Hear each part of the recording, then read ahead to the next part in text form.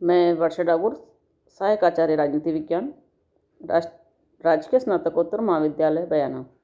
आज हम चर्चा करेंगे राष्ट्रीय मानवाधिकार आयोग, जो कि BA पार्ट सेकेंड ईयर भारतीय राज्य व्यवस्था का एक टॉपिक है और साथ ही ये प्रतियोगी परीक्षाओं के लिए भी एक महत्वपूर्ण टॉपिक है। राष्ट्रीय मानवाधिकार आयोग एक स्वतंत्र वैधानिक संस्था है जिसकी स्थापना मानवाधिकार संरक्षण अधिनियम 1993 के प्रावधानों के तहत 12 अक्टूबर 1993 को की गई थी। मानवाधिकार आयोग का मुख्यालय नई दिल्ली में स्थित है और 12 अक्टूबर 2018 को इसने अपनी स्थापना के 25 वर्ष पूर्ण किए।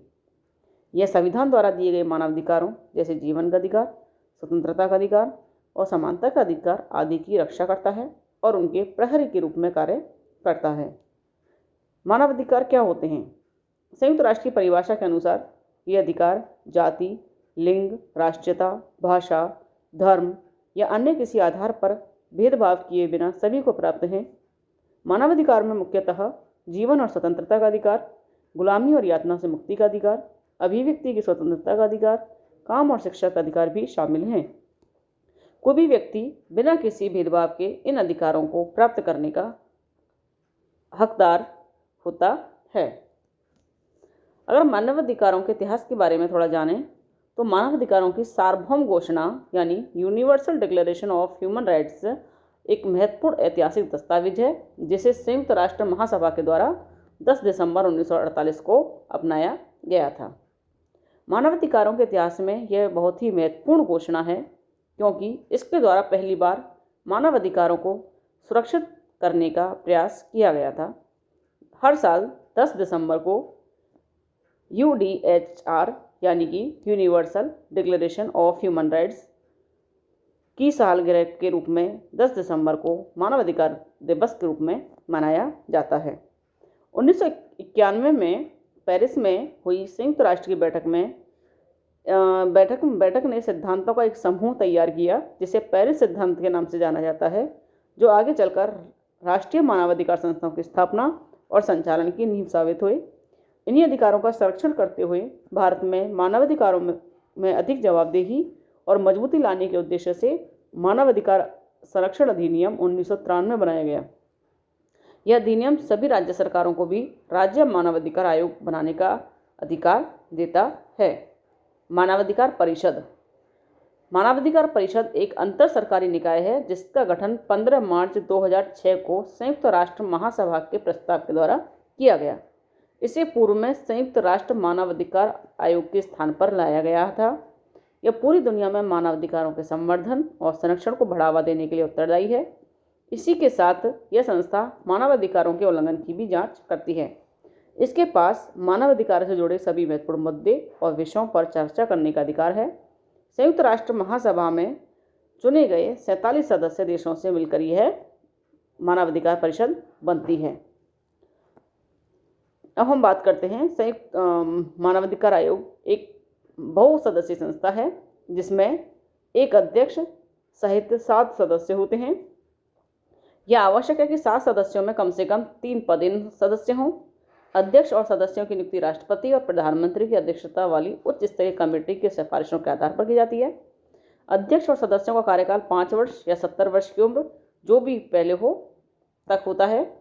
इन्हें केवल तभी हटाया जा सकता है जब सुप्रीम कोर्ट के न्यायाधीश की जांच में उन पर दुराचार या असमर्थता के आरोप सिद्ध हो गए हों। इसके अलावा आयोग में 5 विशिष्ट विभाग यानी विधि विभाग, जांच विभाग, नीति अनुसंधान और कार्यक्रम विभाग, प्रशिक्षण विभाग और प्रशासन विभाग भी होते हैं। राज्य मानवाधिकार आयोग में अध्यक्ष और सदस्यों की नियुक्ति राज्यपाल द्वारा राज्य के मुख्यमंत्री, गृह मंत्री, विधानसभा अध्यक्ष और नेता प्रतिपक्ष के परामर्श पर की जाती है। अब हम मानवाधिकार आयोग के कार्य और शक्तियों की चर्चा करते हैं। मानवाधिकारों के उल्लंघन से संबंधित कोई मामला यदि मानवाधिकार आयोग के संज्ञान में आता है या शिकायत के माध्यम से लाया जाता है तो मानवाधिकार आयोग को उसकी जांच करने का अधिकार है।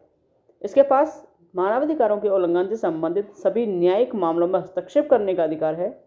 आयोग किसी भी जेल का दौरा कर सकता है, जेल में बंद कैदियों की स्थिति का निरीक्षण और उसमें सुधार के लिए सुझाव दे सकता है।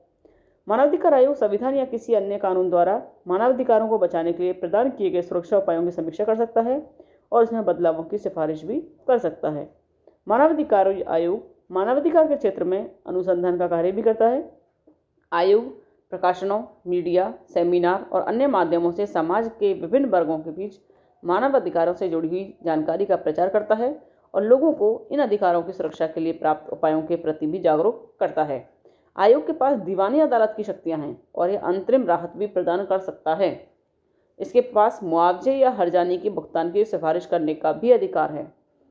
मानवाधिकार आयोग की विश्वसनीयता का अंदाजा इसी बात से लगाया जा सकता है कि इसके पास हर साल बहुत बड़ी संख्या में शिकायतें दर्ज होती हैं। यह राज्य तथा केंद्र सरकारों को मानवाधिकारों के उल्लंघन को रोकने के लिए महत्वपूर्ण कदम उठाने की सिफारिश भी कर सकता है। आयोग अपनी रिपोर्ट भारत के राष्ट्रपति के समक्ष प्रस्तुत करता है, जिसे संसद के दोनों सदनों में रखा जाता है। मानवाधिकारों के बारे में नेल्सन मंडेला ने भी कहा है कि यदि किसी के मानवाधिकारों का उल्लंघन होता है, हनन होता है, तो यह संपूर्ण मानवता के लिए चुनौती है।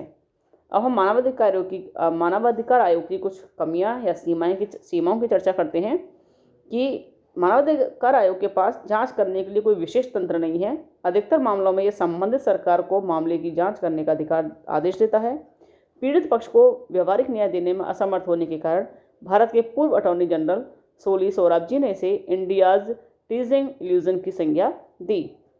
मानवाधिकार आयोग के पास किसी भी मामले में मात्र सिफारिश करने का अधिकार है। वह किसी निर्णय को लागू करने के लिए बाध्य नहीं कर सकता है। कई बार धन की अपर्याप्तता भी मानवाधिकार आयोग के कार्य में बाधा डालती है। मानवाधिकार उन शिकायतों की जांच नहीं कर सकता जो घटना होने के 1 साल बाद दर्ज कराई जाती हैं और इसलिए कई शिकायतें बिना जांच के ही रह जाती हैं। अक्सर सरकार या तो मानवाधिकार आयोग की सिफारिशों को पूरी तरह से खारिज कर देती है या उन्हें आंशिक रूप से ही लागू किया जाता है। राज्य मानवाधिकार आयोग केंद्र सरकार से किसी भी प्रकार की सूचना नहीं मांग सकते, जिसका सीधा सा अर्थ यह है कि उन्हें केंद्र के तहत आने वाले सशस्त्र बलों की जांच करने से रोका जाता है। केंद्रीय बलों के संदर्भ में राष्ट्रीय मानवाधिकार आयोग की शक्तियों को भी काफ़ी सीमित किया गया है। अब है कुछ सुझाव हैं।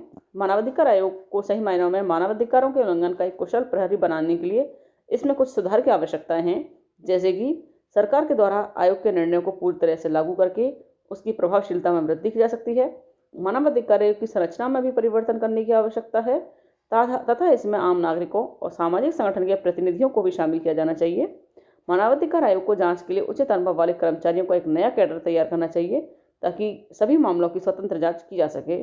भारत में मानवाधिकार स्थितियों को सुधारने और मजबूत करने के लिए राज्य अभिकर्ताओं और गैर राज्य अभिकर्ताओं को एक साथ मिलकर काम करना होगा। वर्तमान में सर्वोच्च न्यायालय के सेवानिवृत्त जस्टिस HL दत्तू राष्ट्रीय मानवाधिकार आयोग के अध्यक्ष हैं। धन्यवाद।